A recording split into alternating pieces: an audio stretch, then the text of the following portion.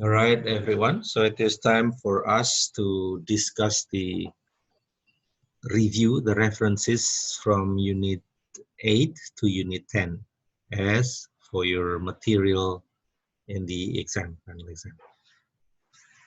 As you can see here from Unit 8, I have attached here, I have taken a photo and attached it here. You can also go to the references yourself, Unit 8. But I try to move from one topic of discussion to the next step by step. Okay, so this is the vocabulary. It's time for a change. As you know here, a change, you have a there. It means this is a noun. This is not a verb. Change can be a noun or can be a verb. For example, I want to change my name. The change there is a verb, to change my name. But this one is different. This one is a noun. It is time for a change. It means you usually do a certain thing and then you want to do a different thing. So for a change, it is time for a change. For here is a preposition, right? And preposition is followed by a noun. Yes, so this is a noun, not a verb. That is a nice change. Even you can also put nice there. Nice is an adjective then before the noun. So a nice change. Change here is a noun. Have a change of heart. It means you change your mind. You decide on something different than before. So you have decided, and then after some time, then you change your heart, a change of heart. Do something for a change. This is also you want to do something different. I will give you some examples here, the sentences that I have written for you. Global issues. Issues means topics. Issues means matters. Issues means the discussions. Global means in the world. So in the world now, there are some discussion topics, for example, security and crime, disease and cure. We have COVID-19 now, but we have not found the cure. Problems and solutions, developed countries and developing countries, lifestyle, standard of living, famine and starvation, the same, yeah? Famine and starvation are the same. It means hunger, not hungry. Hungry is adjective. This is hunger. Starvation is noun. Famine is noun. Hunger is noun. The environment and pollution. Life decisions. In life, we have a lot of decisions, but there are some major, some big decisions. For example, leave a job, leave school, change careers, buy a home. It's a big decision to buy a home because it is not cheap. And to my experience, when you buy a home, buy a house, usually you will have to spend so much that you will borrow from other people or from the bank. Usually it's really suffering, to buy a home. But one day you have to buy a home, although it will be suffering. Have a baby, retire it stops working, usually, due to old age or illness, or even for personal reasons. Start a business, go to college, leave your country, start a hobby. Hobby is activity that you love to do. For example, your hobby not habit. Yeah, that is different. Hobby, for example, you really like playing the musical instrument. That is your hobby. You really like painting. Painting is your hobby. Some some people really like cooking. Cooking is their hobby. Hobby is what you love to do, and usually it makes your life fun. If you have a hobby, you can distract yourself from problems. Your hobby. Give up means stop. The same. Stop a hobby or give up a hobby. All right, let's take a look at the sentences now. The sun is shining. Now you see the sun is shining. It is outside and then it is shining. It is shining brightly. That is a nice change. A nice change here means that is different from usual. It's been raining all month. Here we use present perfect continuous. It has been raining means raining all the time until today. Until today, and then the sun is shining today. So you can also use this expression when you speak with your friend, not just smile and then nod and shake your head. But if you use something, it shows that your English is good and you're a good person to have around. Oh, that's a nice change. For example, your friend is always wearing t-shirt and then suddenly he or she wears a shirt and then, oh, that's a nice change. You can use this in your conversation. Makes your conversation fun too. Number two, let's not go to the same restaurant tonight. Yes, it's time for a change. For a change. For means you are going to do something. For a change. Why did you cancel your wedding? I had a change of heart. Oh, I I found out that he or she is not the one that I want. So I had a change of heart. I canceled it. Shall we take the car? Shall here means let's take the car. Let us. Shall we means if you ask people to go with you, shall we take the car? No, let's walk for a change. Number five, there is a lot of crime. Crime means uh, people committing bad deed, crime. We need more police to improve security. Security here, of course, the situation that you can expect every day and nothing harms you. So that's security. You have different kinds of security. For example, financial security.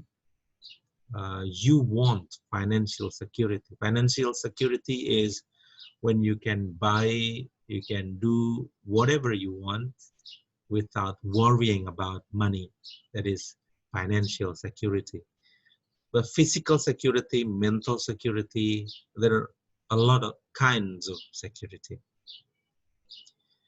But this context is you want police, you want some kind of protection from the police against the crime. Cambodia is a developing country. Australia is a developed country. Developing means it is a friendly word. When people say, "Oh, you are poor," you live in a poor country, then we feel a little bit annoyed. Yeah? So they say, "Oh, Cambodia is a developing country." It is still developing. So it means actually poor, but a friendly word. So developed country, developed with D, is modern. They are already rich, but they don't want to call themselves rich. They want to say developed country. Number seven, due to the climate change. Due to means because of, not because only, but because of the climate change. Some areas cannot produce enough crops. Crops means the produce that you eat, for example, corns or wheat or rice or cassava or yams and so on that you eat, crops. And it causes famine. Famine is hunger, not hungry. Causes followed by a noun. Cause what? Cause something. Something is a noun. So famine, not hungry, not causes hungry, but causes hunger, causes starvation. Okay. Number 8, my grandpa decided to retire, although the university still wants him to work there. Retire here means stops working. Maybe he thinks that he is too old then, or he thinks that he wants to work on preparing for the afterlife. Maybe he wants to pray more at home and then be peaceful at home and so on. For personal reasons, retire means stops working. My uncle gave up and stopped his hobby. His hobby is playing badminton because his doctor said it is too hard for him. Badminton is sometimes too hard. Badminton is, badminton. It's like tennis, but you use a shuttlecock, and then you have a racket, and then you hit the shuttlecock over a net uh, to your opponent, and it's a nice sport. But yes, it requires a lot of energy, agility. You have to move fast, otherwise the cock will touch the ground and then you will lose the game. All right, so this is the vocabulary part. I will continue on to the next part. If it is too long, again, just go to the one that you need.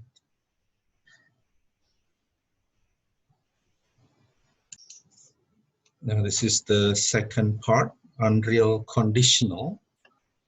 Unreal conditional is used to talk about an unreal, not real, or imaginary. It is only in your mind.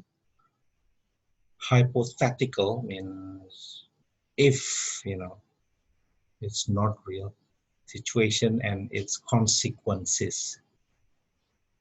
And this is the rule. If yeah, simple past. If you see if, then you follow with simple past.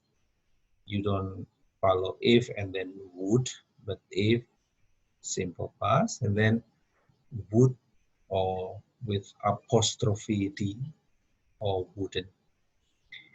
If I had a car, actually I don't have a car, but in my imagination, if I had a car, I would drive to work. So this is the consequence. Actually, I don't have a car, and so I will not drive to work. You can also contract the would into d with apostrophe d. I live in Jamaica. I could live anywhere. Actually, I don't live in Jamaica, and I cannot live anywhere. Right? So if here is followed by the simple form of the verb, this is can becomes could. The if clause can come first or second in the sentence. First or second. Just remember after if is simple past. If is simple. If in the front you have the comma in the front. But if in the middle you don't have comma. Okay? Use would, could, or might in the result, in the consequence, the result clause.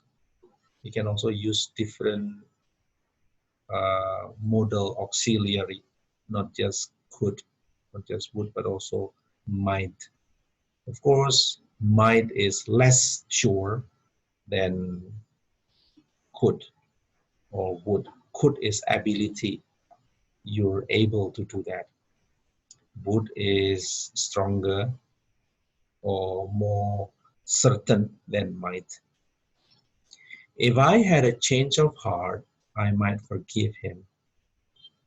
This one, I don't I don't have a change of heart, but if I had, I might here means maybe, probably, I might forgive him.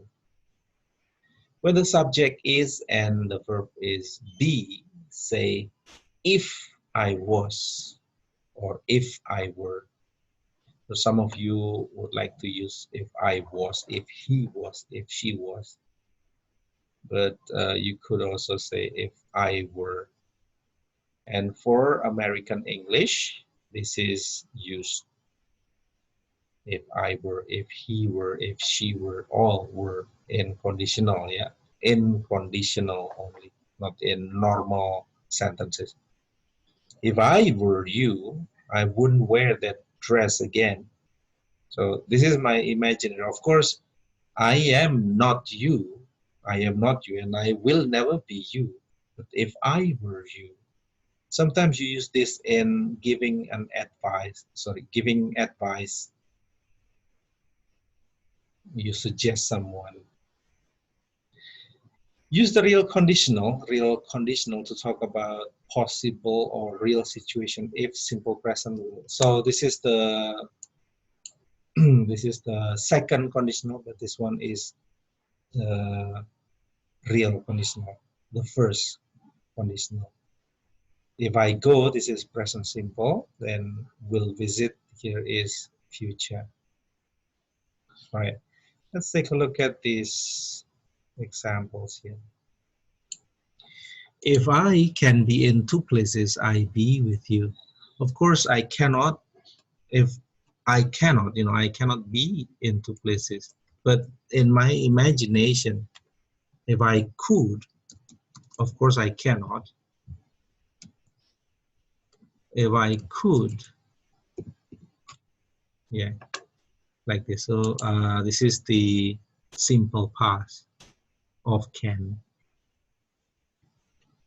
All right. So if I could be in two places, I would, yeah, I would be with you. This is imaginary. It is not real. Not real now, yeah. Not real in the future or in the past, but not real now. I am not you, and I cannot be in two places, and I will never be with you now. Now, yeah? So contrary to present fact. Contrary, let me write here. Contrary to present fact. It is different from the present fact. Okay. Number two, if I in Europe, of course now I am in Cambodia, so it is not true, it is only in my imagination. After if, you have the simple past, right? If I were in Europe, or if I was, if you want to use was.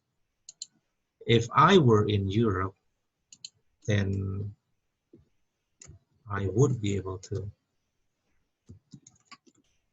like this.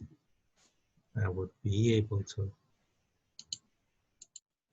Of course, I am not in Europe, so it is in my imagination, and I will never be able to play with snow.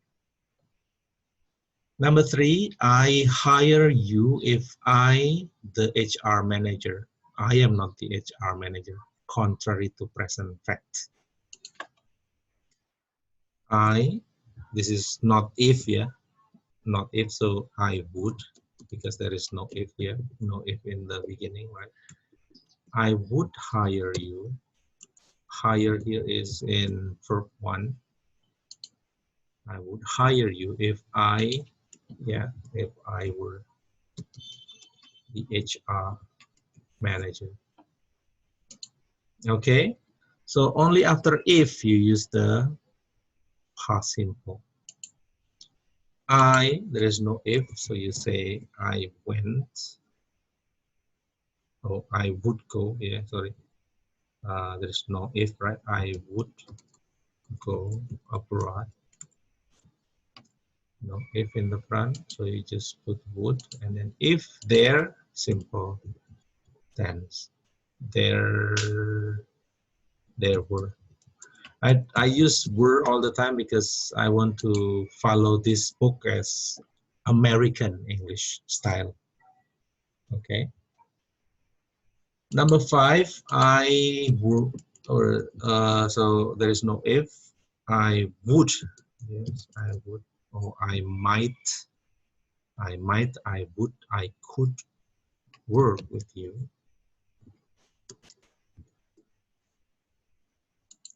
If I, yes, of course I don't work there, so I say if I worked, like this, contrary to present tense.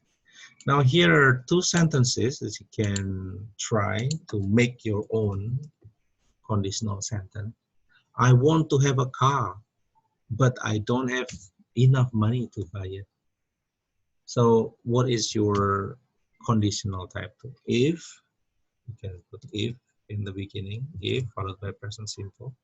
If I what, had enough money, if I had enough money, that means I don't have enough money. If I had enough money, I, oh, don't forget the comma, I, yeah, would buy a car. This is your imaginary sentence. Okay. If I had a car, sorry, if I had enough money, I would buy a car. Number 2, I know you like parties. I want you to be here, but you study abroad. You know, if, you can put if in the middle or in the front. Let's just put in the front to make it easy. If you were here, yeah, if you were here, you would what, enjoy the party.